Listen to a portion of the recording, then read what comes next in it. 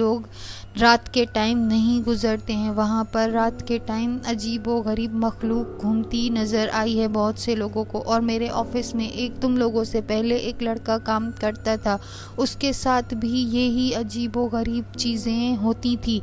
वो रोज़ आकर ऑफिस में ये बातें करता था। मुझे बहुत से लोगों ने बताया कि इसके साथ अजीब औरत एक है जो घूमती फिरती लोगों को नज़र आई है, लेकिन वो बोलता है कि ये लड़की बहुत खूबसूरत है। जैसे ही कुछ लोगों ने उस लड़की को देखा तो वो खौफज़दा हो गए और कहने लगे, ये बोलता है ये लड़की बहुत खूबसूरत है, लेकिन हमें ये लड़की खूबसूरत नज़र नहीं आई। उसके साथ जो लोग रहते थे वो भी उसका साथ छोड़कर चले गए। और फिर कुछ वक्त के बाद हमने सुना कि उसकी तबीयत ख़राब होने की वजह से वो ऑफिस भी नहीं आ रहा था। कुछ अरसे के बाद हमने ये सुना कि उसकी किसी हादसे में मौत हो गई है।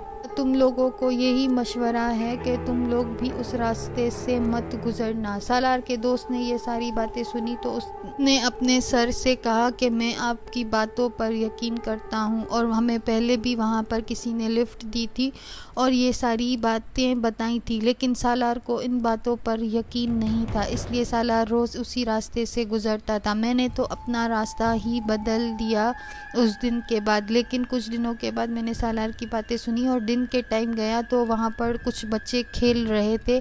जब उनसे पूछा तो उन्होंने कहा कि हाँ, आगे चल के हमारा थोड़ा आगे चल के गाँव है, तो इसलिए मुझे भी तसल्ली हो गई कि हाँ, यहाँ पर कोई चीज़ नहीं है। लेकिन जैसे ही रात को वो निमरा वाली चीज़ हुई तो ये सुनकर मैं हैरान हो गया कि दरवाज़ा अंदर से बंद था, लेकिन अचानक से वो लड़की भी गायब हो गई। और फिर सालार कहने लगा कि मुझे नींद की वजह से हो सकता है ये कोई ख्वाब वाब आया हो। तो मैंने ज़्यादा ध्यान नहीं दिया, लेकिन मुझे थोड़ा सा अजीब लगा, इसलिए आकर अभी मैं आपसे इन सारी बातों के बारे में बात कर रहा हूँ।